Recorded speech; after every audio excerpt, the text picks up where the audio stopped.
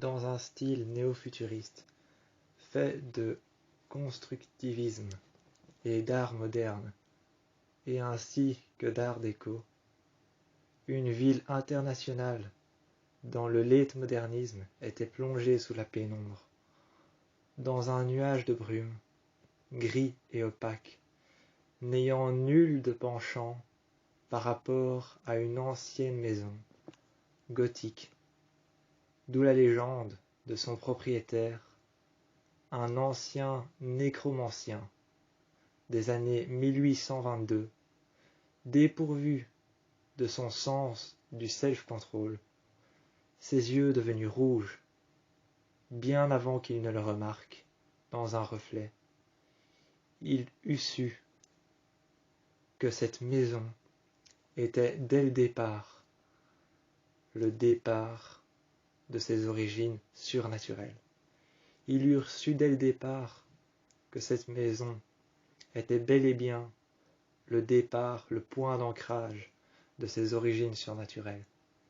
Et à la suite de sa conviction imposante à être un alpha surpuissant, il ferma les yeux, partit et reprit le contrôle de lui-même, et partit aseptisé d'une suite d'événements pouvant être outrageusement dangereux.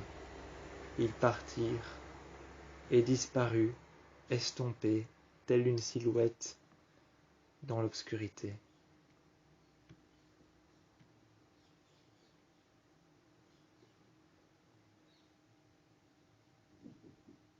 Ce silence que l'on pouvait entendre était le simple bruit de ses pas.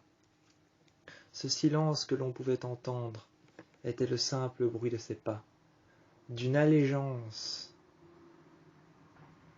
énorme, le simple bruit silencieux de ses pas, ses battements de cœur que l'on pouvait entendre, sa respiration et son souffle, n'avaient nullement été entendus par l'esprit de la maison, nullement entendus par l'esprit de la forêt tout entière. Les loups, les louves, les alphas, les omégas, les bêtas, tous et toutes n'avaient nullement entendu sa présence. Aussi infime qu'elle puisse paraître, sa présence et lui avec, sa silhouette, sa carrure, une silhouette noire d'un alpha imposant, montrant la surpuissance et le dévouement, ainsi que la conviction. Cette silhouette disparut dans le noir, s'estompa peu à peu, tel le bruit de ses pas, de ses battements de cœur, de son souffle, de sa respiration. Il s'estompa, et c'est alors que, en fin de journée, lorsque la nuit tombèrent en fin de journée, que le soleil fut noir et recouvrèrent l'entièreté du ciel par un énorme nuage de brume noire, qui elle-même recouvrait la maison, qui s'estompèrent elles aussi, en même temps que sa silhouette, qui disparut à travers les arbres et la forêt. Sa silhouette qui disparut à travers les arbres et la forêt. La maison qui disparut à travers le nuage de brume. Tout qui commencèrent à s'estomper peu à peu. Le village, les arbres, la maison, et lui-même, tout au fond, qui finit alors sa course, tout au fond des bois, estompé, noir, sobre. Ils n'existèrent plus. Ils n'existèrent plus. Le moindre bruit de sa présence avait été estompé par le bruit même du vent qu'on entendait souffler. Et lorsqu'il est parti, une musique a commencé à surplomber l'entièreté de ce que l'on pouvait appeler cette maison. Ce que l'on pouvait appeler cette maison, ce point d'ancrage, a été surpeuplé par une musique que l'on a pu entendre outrageusement à travers l'entièreté des pièces. les pièces vastes et obscures de l'entièreté de cette maison ont été entendues, tel un appel qui venait d'un endroit qui avait été créé par cette maison. Un endroit qui avait été créé par cette maison, un endroit ailleurs que celui-ci.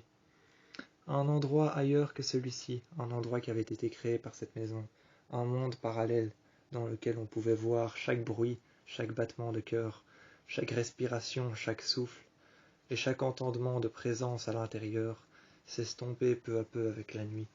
Ce nuage noir de fumée, ce nuage gris, qui s'estompèrent et qui recouvrèrent l'entièreté des parois de la maison extérieure, n'était pas n'importe lequel.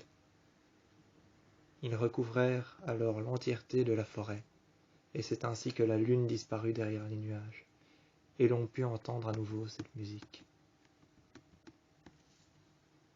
Cette musique qui fit ravage à l'intérieur des échos.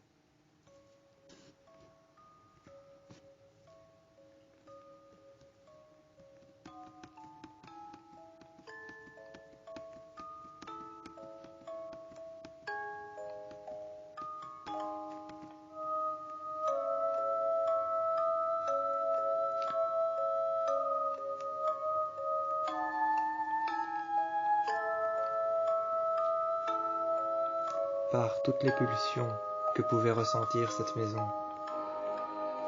Nul doute que la personne qui était entrée à l'intérieur en avait déclenché une seconde, en déclenchant une autre, et une autre, et encore une autre. Une pulsion, ayant déclenché d'infimes bruits, ainsi qu'une musique. Mélancolia, une musique qui avait été utilisée lors des années 1892, lors des années 1842 et les années 1852, ainsi que les années 1992. Toutes ces années, terminant par le chiffre 2, avaient une symbolique. Toutes ces années avaient une symbolique entre elles. Le chiffre 2 devait avoir une symbolique. Il ne restait plus qu'à trouver laquelle. Les années 1900, les années 1800, ainsi que les années 1822. Cette maison avait toujours été là. Cette musique aussi. Mais c'est seulement plus tard que la maison disparut. Elle-même, tout comme la silhouette imposante de Kurt, qui s'estompa à travers l'obscurité. Peu à peu, ce fut la musique qui disparut à son tour.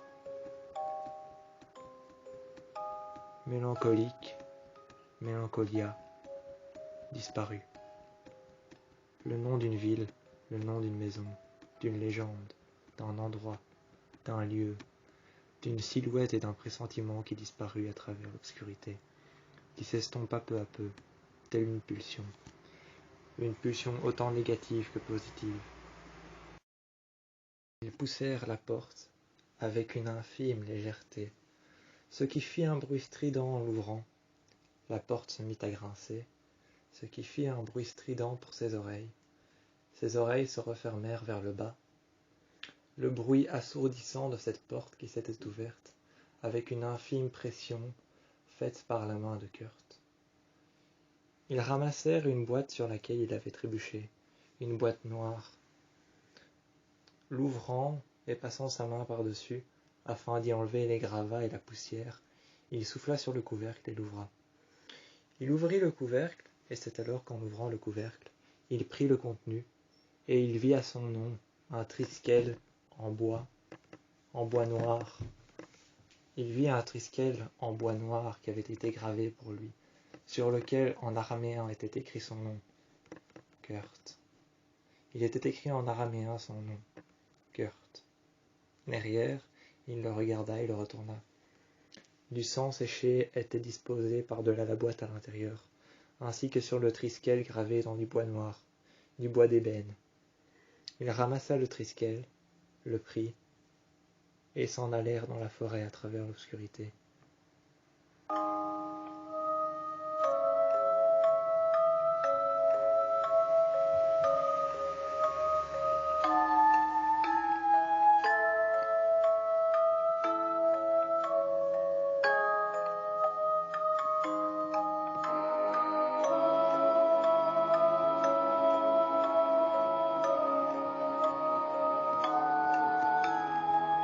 Légèrement, de plus en plus, avec le temps et la largeur du sentier, on vit sa silhouette disparaître dans le noir, s'estomper de plus en plus avec la lumière de la lune, disparaître ainsi à tout jamais, telle une ombre dans les limbes qui s'enfoncèrent à tout jamais.